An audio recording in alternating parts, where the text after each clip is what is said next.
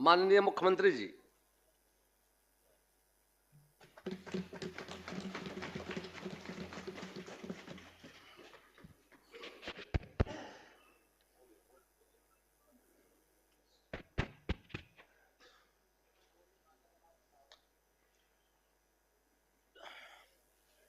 अध्यक्ष महोदय, मैं सबसे पहले नवगठित विधानसभा के पहले सत्र में चुनाव जीतकर आए सभी माननीय सदस्यों का हार्दिक अभिनंदन करता हूं और उन्हें बधाई देता हूं। बिहार विधान मंडल के दोनों सदनों के संयुक्त अधिवेशन में माननीय राज्यपाल महोदय का अभिभाषण हुआ है। मैं बिहार विधानसभा के उन सभी माननीय सदस्यों को धन्यवाद देता हूं जिन्होंने माननीय राज्यपाल के अभिभाषण में भाग लिया है। माननीय राज्यपाल महोदय ने अपने अभिभाषण में सरकार की उपलब्धियों एवं प्राथमिकताओं को विस्तार से बताया है और इसके लिए मैं माननीय राज्यपाल के प्रति आभार व्यक्त करना चाहता हूं और मैं सदन के समक्ष अपनी कुछ बातें रखना चाहता हूं।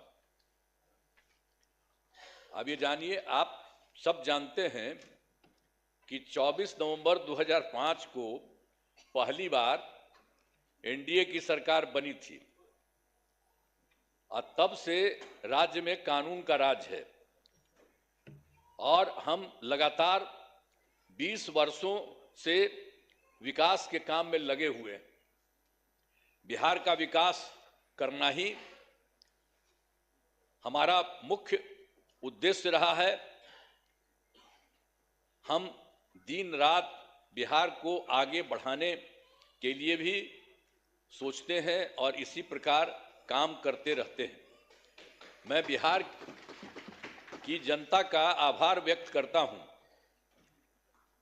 कि उन्होंने इस बार के विधान सभा चुनाव में बढ़ चढ़कर हिस्सा लिया और एनडीए गठबंधन को भारी बहुमत से विजयी बनाया है।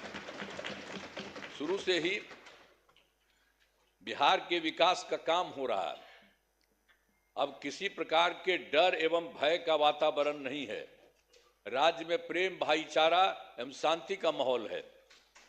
पहले कितना हिंदू मुस्लिम झगड़ा होता था, इसलिए वर्ष 2006 से ही कब्रिस्तानों की घेराबंदी शुरू की गई है। अब बड़े पैमाने पर कब्रिस्तानों की घेराबंदी की जा चुकी है। अब कोई झगड़ा झंझट नहीं होता है और वर्ष 2016 में 60 वर्ष से पुराने हिंदू मंदिरों की घेराबंदी की गई है आज जिससे चोरी आदि की घटनाएं नहीं होती। यह सब काम करवाया गया है जो भी था शुरू से ही। और सर्वप्रथम शिक्षा एवं स्वास्थ्य के क्षेत्र में विशेष ध्यान दिया गया है। हम लोगों ने बड़ी संख्या में नए स्कूल खोले और नियोजित शिक्षकों की बहाली की। लड़के लड़कियों के लिए पोशाक एवं साइकिल योजना चलाई। बिहार लोक सेवा आयोग द्वारा 2,58,000 सरकारी शिक्षकों की बहाली की गई है और वर्ष 2006 में 3,58,000 नियोजित शिक्षक बने थे, जिसमें से बिहार लोक सेवा आयोग द्वारा 28,976 1976 सरकारी शिक्षक बन गए।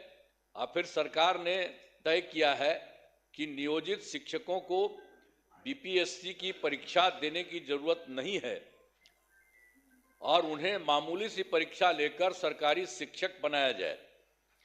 तो इनके लिए उन्हें 5 मौके तय किए और अब तक 3 परीक्षाओं का आयोजन हो चुका है, जिसमें 2,62,000 नियोजित शिक्षक पास हो गए हैं। अब केवल 77,000 शेष बच गए हैं और उन्हें 2 मौके और दिए जा रहे हैं। अब कुल मिलाकर सरकारी शिक्षकों की संख्या 5,20,000 हो गई है। 5,20,000 हो गई है। स्वास्थ्य सेवाओं में सुधार किया गया है। पहले स्वास्थ्य व्यवस्था बहुत खराब थी। प्राथमिक स्वास्थ्य केंद्रों में इलाज के लिए प्रति माह मात्र 39 मरीज ही आते थे और आते थे, यानी प्रतिदिन 1 या 2 मरीज आते थे। पहले यही होता था। इतना ही बुरा हाल था उस समय का, केंद्र के समय में जो हुआ था। तो उसी को हम लोगों ने आगे किया। वर्ष 2006 से अस्पतालों में मुफ्त दवा और इलाज की पूरी व्यवस्था की गई।